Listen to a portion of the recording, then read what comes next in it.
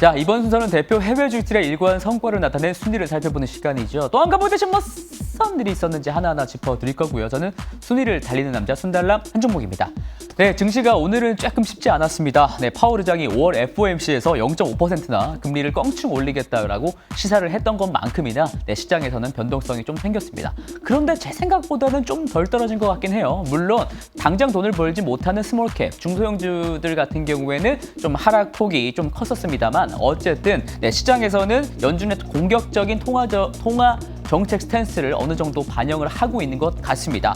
그 와중에 오늘은 또 대형 기술주들 같은 경우에는 개별적인 이슈로 해서 오른 종목들도 있었는데요. 그러니까 순달람이 또 그런 소식들을 다 통합적으로 다뤄야 되지 않겠습니까? 자, 오늘은요. 순달람이 전해드리는 네, 가장 중요한 종목들이죠. 미래에셋증권의 고객분들께서 선택하신 종목들에 대한 이야기입니다. 자, 미래에셋증권 전체 고객 순매수 탑 10. 네, 지금 만나러 가겠습니다. 네, 이렇게 순위가 나와 있는데요. 1위부터 10위까지 순위고요. 색깔별로 제가 표시를 해둔 테마들을 보시면 알 수 있지만 역시 빅테크들과 인덱스 ETF에 대한 사랑들을 많이 주시고 계십니다.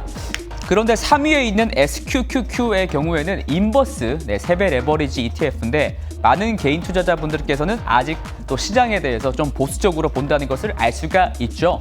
최근에 미국의 개미들도 엔비디아나 테슬라 같은 종목들을 단기 차익 실현하는 그런 매도 중이라는 좀 소식을 제가 접했었는데요. 한국의 개미와 미국의 개미와 좀 생각이 비슷한 것 같아서 좀 재밌었습니다. 그리고 드디어 1위가 바뀌었습니다. 항상 1위를 기록하던 테슬라가 저렇게 9위로 내려앉았었고요. 그 자리를 차지한 게 바로 애플입니다. 애플은 순달람에서 M1 울트라 칩에 대한 출시와 그런 관련된 이야기를 해드렸었죠. 공교롭게도 그때 이후로 좀 주가가 괜찮더라고요. 반도체 괴물 장인으로 계속 자리를 굳혀가는 애플에 대한 관심도 계속 가져야 되겠습니다. 테슬라는 드디어 독일 공장이 완전히 오픈되었다고 합니다. 본격적으로 유럽 시장을 독일 현지에서 공략하게 됐는데요. 22일, 그러니까 오늘이죠. 오늘 독일 현지에서 공장 오픈 기념 행사를 갖게 된다고 합니다. 그래서 어제 주가가 2% 가까운, 장중에는 장 초반에는 4% 상승을 하기도 했었어요. 좀 밀렸는데 그래도 1.7%의 높은 상승을 보였던 것 같습니다. 독일에서 차를 만들어 유럽에다가 팔면 그만큼 마진이 올라갈 수밖에 없죠.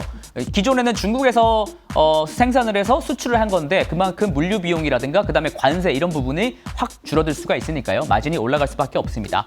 그리고 중국 인터넷 2배 레버리지인 8위에 있는 그 CWEP, C웹 또 많이 사셨는데 워낙 주가가 최근에 많이 떨어졌는 데다가 최근 중국 규제 당국이 시장 친화적인 발언을 이어나가면서 급등을 하다 보니까 추종 매매를 저번 주에 많이 하신 거 아닌가 싶은데 어제는 12.5%의 하락을 맞았습니다.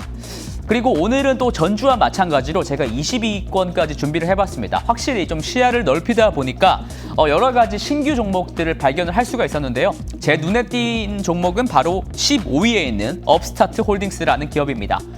이 기업은 핀테크 업체고요. 2주 연속 순달람의 이름을 올렸기 때문에 제가 한번 이를 다뤄봤습니다. 업스타트는요, 바로 인공지능 기술을 활용해서 대출 심사를 한 다음에 은행에다가 그런 데이터를 제공하는 신생 핀테크 회사입니다. 대출을 받으려면 기존의 기준이 되는 것이 바로 신용평가 점수죠. 왼쪽의 그림을 한번 보시면요. 저게 피코 스코어라는 건데 이게 미국에서 주로 쓰이는 신용 점수표입니다. 여기서 푸어 그리고 페어로 되어 있는 게 그 유명한 서브프라임에 해당하는 사람들입니다. 그러니까 서브프라임이 이제 신용평가 점수가 안 좋은 조금 그런 사람들이라고 보시면 될 것 같아요. 그런데 기존의 미국 신용평가 점수 체계가 굉장히 좀 과거에 만들어졌기 때문에 보수적이라는 점이 문제고요. 그리고 그 점수를 산출하는 데 쓰이는 것이 과거의 히스토리 기반이라는 거죠. 어떤 히스토리냐면 예전에 대출 받았을 때 얼마나 연체를 안 하고 잘 돈을 갚았었는지 그리고 예전에 대출을 했었을 때 대출 기간은 어땠었는지 그런 과거 히스토리 데이터를 필요로 한다는 것이죠. 그러니까 아무래도 건실한 기업에 입사를 한 신규 대출자 예를 들면 사회초년생 이런 과거 데이터가 부족한 사람들한테는 아무래도 불리한 대출 체계일 수밖에 없습니다. 그런데 이런 기존 대출 심사, 신용평가에 대한 부적절함을 인공지능 기술로서 타개해 나가겠다는 게 바로 업스타트의 기본 철학이라고 보시면 될 것 같습니다. 여기서요, 제가 인공지능에 대해서 한번 말씀을 드리고 싶은데, 인공지능이 무엇이라는 이제 슬라이드거든요. 여기 왼쪽에 그 사진을 한번 보시면 이게 한국의 대표적인 인공지능 스타트업인 보이저X의 남세동 대표님의 사진인데요. 이분이 굉장히 유튜브에서 나와가지고 여러 가지 좀 좋은 유익한 말씀들을 많이 해주시는데, 이 대표가 했던 말 중에 좀 재밌는 게 있어서 제가 갖고 와봤습니다. 인공지능이라는 게 그 기존의 소프트웨어 개발 방식과 어떻게 다르냐면, 기존의 소프트웨어 개발 방식은 데이터에다가 기존의 소프트웨어 코딩을 엄청나게 해가지고 그 소프트웨어 전문가들이요. 그래서 그 코딩을 넣었더니 결과물을 뽑아내는 그런 방식입니다. 그러니까 밀가루에다가 레시피를 얹었더니 빵이 나왔다 이런 거고요. 근데 인공지능의 방식은 레시피를 사람이 만드는 게 아니고 그 소프트웨어 코딩을 하는 게 아니고 인공지능에게 밀가루와 빵을 제시했더니, 그러니까 원 데이터와 결과물을 제시했더니 뭐 본인 그 인공지능이 알아서 딥러닝 그 신경망을 돌리면서 알아서 레시피를 만들어냈다는 거죠. 인간의 그 코딩이라든가 이런 개입 없이 인공지능이 알아서 변수라든가 이런 레시피를 만들어냈다는 게 핵심입니다. 그러니까 이 레시피는 사람이 어떤 변수가 들어갔는지 알 수도 없고 인공지능 자체가 이 변수를 찾아서 제시를 한다라고 보시면 될 것 같습니다. 그러니까 이 레시피를 찾는 과정이 인공지능이다라고 하시면 될 것 같아요. 여기서 업스타트 얘기로 다시 돌아가면요. 기존의 대출 방식은 이렇게 여러 가지 방식으로 나눠지잖아요. 뭐 히스토리라든가 얼마나 돈을 빌렸는가, 뭐 신규 대출자인가 이런 변수들로만 구성이 되는데, 여기 봤을 때는 뭐 고용 환경이라든지 교육 수준이라든지 생활비라든지 뭐 상호 자격이라든지 여러 가지 변수를 통해서 이렇게 인공지능 기반 대출 심사를 한다라는 말이 되는데, 사실 여기에 6가지밖에 안 들어가 있지만 이 레시피가 들어가는 게 변수가 엄청나게 많기 때문에 이 사람의 신용평가 점수를 산출하는데 필요한 변수가 업스타트에서는 1,500가지가 넘어간다고 합니다. 그 변수를 인공지능이 다 찾아낸 거죠. 그러니까 인공지능 기반으로 대출자의 신용평가와 대출을 해주는 시스템을 은행에다가 좀 제공해서 돈을 버는 기업이 업스타트라고 보시면 될 것 같습니다. 근데 그럼 이 회사가 어떤 경쟁력을 갖고 있느냐? 바로 당연히 인공지능 소프트웨어가 좋기 때문이겠죠. 이 회사는 컨슈머, 그러니까 소비자와 은행으로부터 양쪽에서 되게 만족도를 얻고 있습니다. 소비자 같은 경우에는 이 업스타트를 쓰면요, 대출 수익률이 엄청 높아진다고 하고요. 그다음에 낮은 이자율을 또 기록을 하고 있다고 합니다. 그러니까 기존의 대출 심사 피코 방식으로는 돈을 받을 수 없던 사람이 업스타트를 받으니까 돈을 받게 되는 거죠. 그렇다면 이제 업스타트의 핀테크로서의 경쟁력은 무엇이느냐? 바로 당연히 인공지능 경쟁력이 높기 때문이겠죠. 더군다나 이 인공지능 기술이 높기 때문에 양 컨슈머와 뱅크 둘 사이한테 더 높은 점수를 받고 있습니다. 컨슈머 같은 경우에는 당연히 소비자 같은 경우는 높은 대출 승인율, 대출이 승인되는 게 좋아졌다라는 말입니다. 그러니까 기존 방식 피코 스코어를 썼을 때는 대출을 받을 수 없던 사람, 높은 이율을 부담했던 사람들이 업스타트를 사용하면은 대출 승인도 잘 되고 그만큼 이자를 낮게 받을 수 있다는 거죠. 네, 그리고 70% 정도가 즉시 대출 승인이 됐다고 합니다. 자동화가 잘 되어 있다라는 말이고요. 그 다음에 되게 귀찮은 거 있죠. 추가적인 뭐 납부해야 될 서류가 있다든가, 그 다음에 대출 관련 승인 심사 전화, 그리고 또 되게 긴 시간의 기다림, 이런 것들이 없어진다고 합니다. 이러니까 소비자들이 많이 업스타트를 찾을 수밖에 없고요. 그 다음에 은행 입장에서도 높은 자동화, 그리고 모든 절차가 디지털로 처리되기 때문에 그만큼 업스타트와 일하기가 수월하다라는 점이죠. 데이터 공신력도 믿을 수가 있고요. 그 다음에 각 은행들의 신용 정책에 따라서 다 이제 변경이 가능하기 때문에 은행들이 되게 본인들의 맞춤 방식으로 소프트웨어를 사용할 수 있기 때문에 그만큼 친화적이다라고 할 수가 있겠고요. 그래서 매출의 94%는 은행으로부터 나온다고 합니다. 네. 그러면 이제 업스타트의 경쟁력이 이렇게 뛰어나다면 시장 자체 사이즈가 크기만 하면 돈을 많이 벌 수도 있지 않을까라고 생각을 해서 제가 총 유효 시장은 얼마나 되는지 한번 가져와 봤습니다. 업스타트는 모기지, 그러니까 이제 주택담보대출, 그리고 오토, 그다음에 뭐 자동차 대출, 그다음에 퍼스널, 그냥 개인 소비 대출, 그다음에 스몰 비즈니스, 그러니까 상공인 대출, 뭐 이런 식으로 4가지 대출을 하고 있는데요. 이 시장을 다 합치게 되면 무려 6조 달러, 한국 돈으로 7천조가 넘어가는 어마무시한 시장을 유효 시장으로 갖고 있습니다. 그러니까 시장 자체의 사이즈는 엄청나게 크니까 업스타트가 잘만 해서 성장을 하기만 하면은 따먹을 과실이 그만큼 많다라고 해석할 수가 있겠습니다. 그렇다면 경쟁사들에 비해서 이 업스타트의 인공지능 소프트웨어가 얼마나 좋길래 그러면 연체율이 얼마나 낮느냐 이것을 제가 한번 표현하기 위해서 이 자료를 갖고 와봤습니다.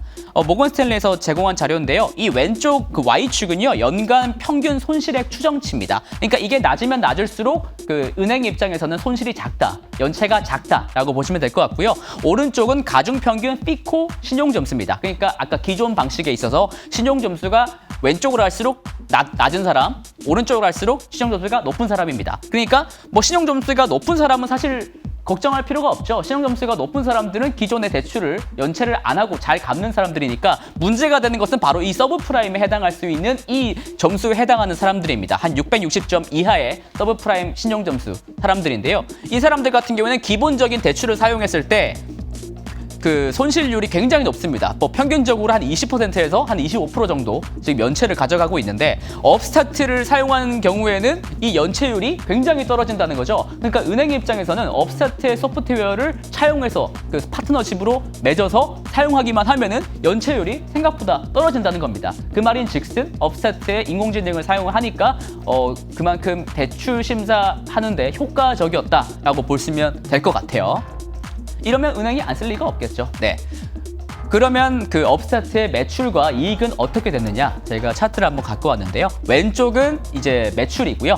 오른쪽은 트랜잭션 볼륨, 그러니까 거래 금액입니다. 당연히 올라갈수록 좋은 거겠죠. 우선 왼쪽부터 보시면요. 이 그 진한 녹색이 바로 매출인데요. 매출은 지난 4분기에 연간으로 해서 252% 네, 성장을 했고요. 그다음에 순이익 같은 경우에는 무려 말도 잘 안 나오는데 5,600% 성장을 기록을 했습니다. 그러니까 성장성과 수익성이 다 증명이 된 기업이다라고 보시면 될 것 같아요.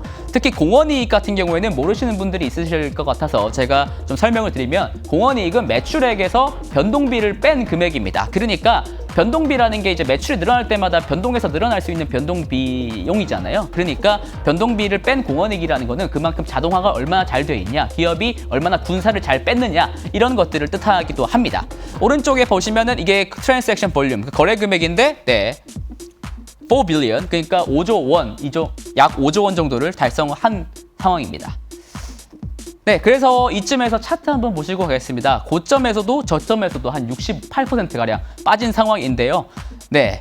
최근에 이벤트들을 좀 말씀을 드리면 2월 15일 날 실적을 발표했습니다. 아까 4분기 실적이요. 긍정적으로 되게 실적이 나왔고요. 그다음에 특히나 올해 가이던스에 대해서도 굉장히 좀 자신감 있는 포부를 밝혔었습니다. 그래서 발표하자마자 갭으로 이렇게 상승을 급등을 했었고요. 하지만 2월 24일부터 우크라이나 사태를 맞으면서 이렇게 음봉을 연속적으로 기록을 하다가 그리고 3월 3일에 또 CEO가 지분을 매도를 조금 하면서 하락을 이어나갔다가 최근 반등 중에 있는데요. 근데 이걸 보시면 아시다시피 실적은 잘 나왔고 그만큼 펀더멘탈은 좋고 매크로적인 이슈, 그다음에 기술적인 이슈 때문에 좀 떨어졌다라고 보시면 될 것 같습니다. 네, 마지막으로요. 제가 드리고 싶은 말씀은 바로 이겁니다. 네, 이 차트와 관련된 내용인데요. 이 차트는 인공지능 신경망을 훈련시키는 데 드는 비용을 도식화한 것입니다. GPT-3라는 건데요. GPT-3는 번역에서부터 시 장문까지 텍스트를 생성하기 위한 인공지능 언어 모델입니다. 이렇게 말하면 되게 어려운데 GPT-3를 사용하면은 인공지능이 알아서 시도 쓰고 기사도 쓰고 시도 쓰고 작곡도 하고 이런 겁니다. 예, GPT-3에 드는 비용이 보시다시피 이렇게 계속 낮아지고 있죠. 보라색을 보시면 될 것 같습니다. 중요한 점은요, 인간 뇌와 비슷한 사이즈의 신경망을 훈련시키는 데 드는 비용이 매년 60%씩이나 하락하고 있다는 점입니다. 2021년에는 약 3조 원에 가까운 비용이 들었는데 이게 2030년이 되면 약 7억 원까지, 조원이 아닙니다. 7억 원까지 줄어든다라는 점입니다. 이렇게 되면 인공지능을 사용하지 않을 회사가 있을까요? 네. 더군다나 인간보다 더 나은 레시피를 제공하기 때문입니다. 가장 걸림돌이었던 비용 문제가 해결되게 된다면은 그야말로 산업 전반에서 인공지능을 사용하는 그런 특이점이 오지 않을까 싶습니다. 특이점이 오긴 옵니다만 생각보다 훨씬 더 빨리 올 수 있다는 점을 유의하시길 바라고요. 순달람은 그렇다면 또 다음 시간에 더 알차게 달려보도록 하겠습니다. 이상 순달람이었습니다. 호이!